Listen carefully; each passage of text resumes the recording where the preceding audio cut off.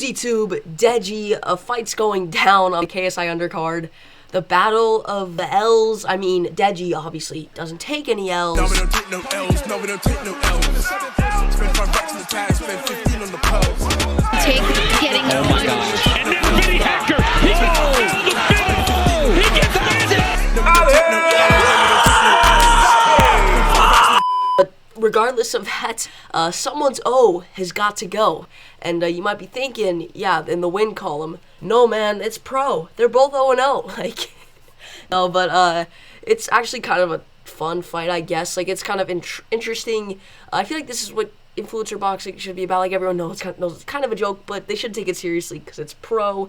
Like, there's a lot of different things to it. Obviously, mad respect to both of them for getting in the ring. But today, it's not what it's about. I want to break down Fousey Tube because I think this is Deji's best shot at getting a win by far. I mean, it's kind of crazy to think, but like the Jake Paul fight was pretty much the closest Deji's come to victory. I know he might have had Vinny Hacker on skates, but did he leave him frozen like Elsa? This time when I put you on skates, I'm gonna leave you frozen like Elsa. Why did you have to do that, Israel Adesanya? By the way, if you don't get that reference, all good. If you're new to the channel, subscribe, like. I also do MMA stuff. But yeah, let's just jump into a quick little breakdown and analysis of Fousey Tube's skills. Also, he's had a crazy physical transformation too, so that's good to see. But yeah, let's. And real quick, shout out to Punch Plan. They put out a lot of stuff about YouTube boxing. And they're kind of like one of the more clickbaity channels, like around this, that make short videos. But this is like, it looks pretty legit from what I glanced through. Fousey released some new training footage ahead of his fight with Deji, so yeah, let's take a look. Good look at it. Okay, jab 2, jab cross, hook.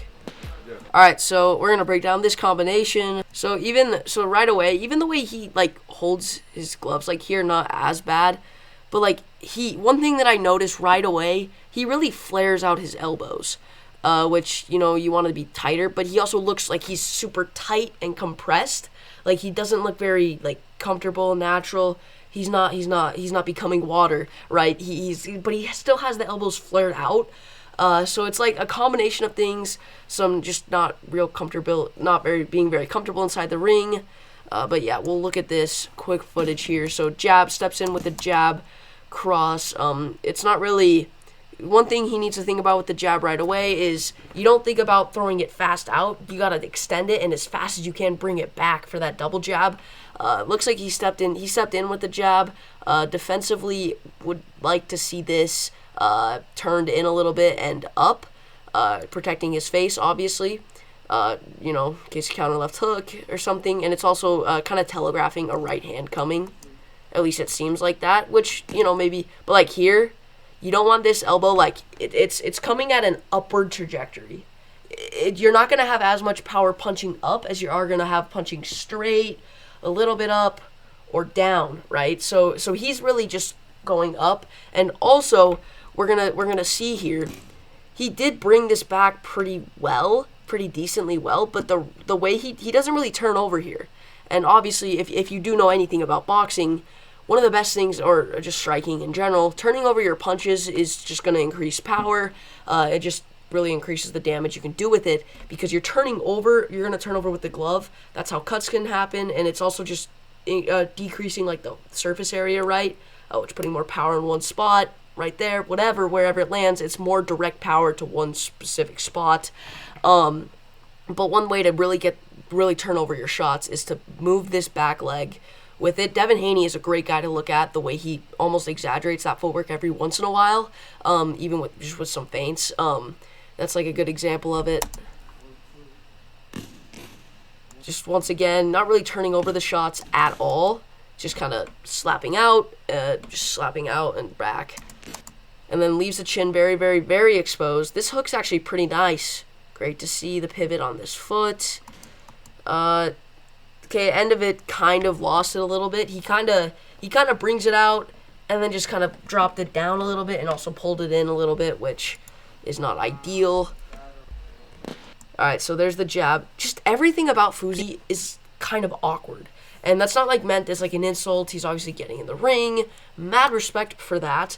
But The only thing is, like, he's so tight. Everything just looks kind of awkward. It looks like he's focusing so much on the techniques that the techniques don't even come out looking good. Like I think he needs to go back to the fundamentals, but he also just needs to learn to get loose in the ring. We also know this guy does have some power. He does possess power. I mean, knocked down Alex Wasabi, and he did that with, like, not the best technique. So obviously, and in fighting in general, like, that's something Deji would have to worry about. So he doesn't really step in with this, at least from here. He doesn't really step in with anything. Just the way he brings this jab out, he brings it here and then right here and just goes straight across. Instead of, what the best way to throw a punch is to bring it out and turn it over last second. That's going to get even more power behind it because you're turning it over more, right? He's just going here and bringing it out and starting the turn over here and then going out. It's almost like he's doing this. It's almost like he's going here and then just, like, sideways, like, not even like a jab. That's exaggerating a little bit. However, you'll notice he doesn't really turn over. The right hand turned over a little bit that time because he did step with the right foot, with the right leg. Just everything's so awkward, man. The roll there even, it wasn't that bad. And then this hook comes pretty low. He's got pretty good, like, torque, like the way he brings it around, he whips it around pretty decent.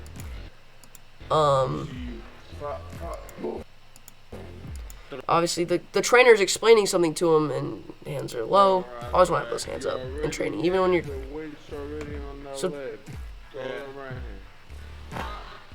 talking about coaching him through that hook. Not the best thing to see, but also you can always improve. Everyone can always get better. You can always get your technique critiqued by your coach. That's what they're there to do. Oh, man, that uppercut. Let's look at it again. All right, so let's go back here. Because this uppercut could be rather telling. The way he kind of... He's almost... Which, obviously, with an uppercut, you want to bring it up. He's almost kind of, like, going like this. Like, bringing it just straight back. Like, he's, doing a bicep curl. Just showing off how jacked he is, right? Cut that. Just at least, like, blur that out, because that's just the cringiest thing I ever done. Oh.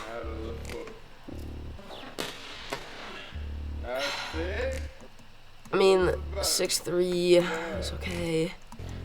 He really is exaggerating where it's coming out. I apologize for doing this. I need to just make up stand-up videos about this, but he kind of is here, and he's fully bringing it back almost, like fully back and up, which obviously, you need to go up with the uppercut, which that was better. He didn't just reel it in. He kind of brought it up and then back. However, one thing he did, he brings it back, which is a bad telegraph and also something you never want to do, because, like, look at this opening here. Look at this opening on me, and it was on him too, to bring it back, to almost wind it up. You should never do that. Even if you're, taunting, bringing the hand around to go up, like, it's almost like you're doing that.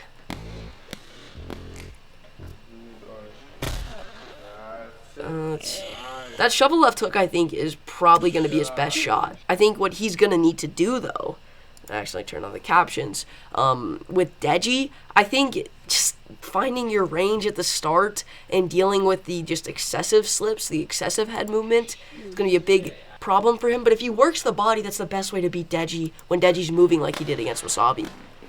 Because I think I'm going to... Okay, just some bag work, endable workout. I don't know who this guy thinks he is.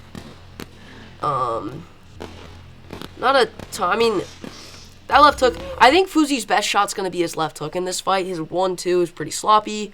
Everything isn't the best technique, and I'm not trying to just diss the guy. I'm trying to, like, explain to you guys the openings that are going to be there for Deji. When he whips this out, it's just going to be a lot slower, easier to slip, easier to see coming, easier to counter. And when he's like this, with the hand, he brings this out, and he's like this with the hand, that's a big telegraph that the right hand's coming. So Deji, like, before the jab's even back for the 1-2, Deji's gonna see that. Like, it's easier to recognize for Deji. Turns over. Double left hook. This is double left hook again. Boom. Boom. Okay, so very just flat-footed. He's staying very just grounded in this sequence. I mean, no movement. I mean, this guy's clearly decent, right? Like, wider stance here, kind of off balance, but still, he's moving the feet more. No turnover. He's on his heels here. Something you never want to be. You never want to be on your heels.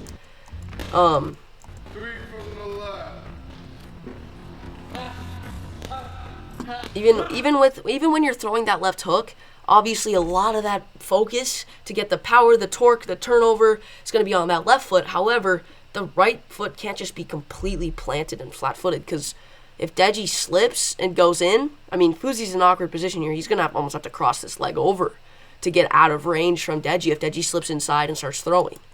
And I think that's definitely how Deji's going to beat Fousey, getting on the inside, slipping shots. And Fousey does seem to telegraph a lot of his shots. And then I think for Deji, I really do think, I know the cardio's been an issue for him. It's been something talked about. Everyone's like, oh, he's concerned about it. I think Deji needs to just grow some confidence, get some confidence in that, drag Fousey into deep waters, and I think Fousey's gonna, I hear things like he's doing marathons and stuff, he's got good cardio, but that doesn't really transfer into the ring. And I think for Deji, and basically from here, I don't know how great this footage is to look at, so I'm just going to pretty much end it off right here. I think if Deji wants to take a dub today, on August 27th, I don't know what I'm on about, he's definitely going to need to push the pace on Fousey. I'm assuming this is going to be 6 threes or 4 threes. I think the last 2 rounds, if it's 4 threes, are going to be where Deji needs to put it on him. I think Fousey will gas after 1 or 2 rounds. I really do. I think the technique will start to really fall apart. But the biggest thing for Fousey, man, he's so tight. He's so rigid. He flares his elbows out. He's almost like an old-timey boxer, like some of the ways he looks. Like, he holds his gloves like this. Like, he almost bends his wrists, which you never want to do because he's not going to be available for parries. It's way harder to parry a shot, parry a jab, or anything. To take this right hand and go fully around and up to parry. Instead, you're here, you just tap. Instead, he's got to go tap like that. It's more movement. It's harder to parry. I know it seems like not a lot. It's milliseconds, but boxing is a game of inches. It's a game of milliseconds. Anything can happen, and Fousey has shown to have large power, so I think he's going to have to try and walk Deji down. But I think Deji will slip some shots, gas Fousey out, and probably take the W. However, I'm going to have a more in-depth breakdown as we get closer to the fight. But right now, my tentative prediction, my I guess pre-fight prediction, I'm leaning towards Deji in this one, and I think this is a good matchup for him stylistically.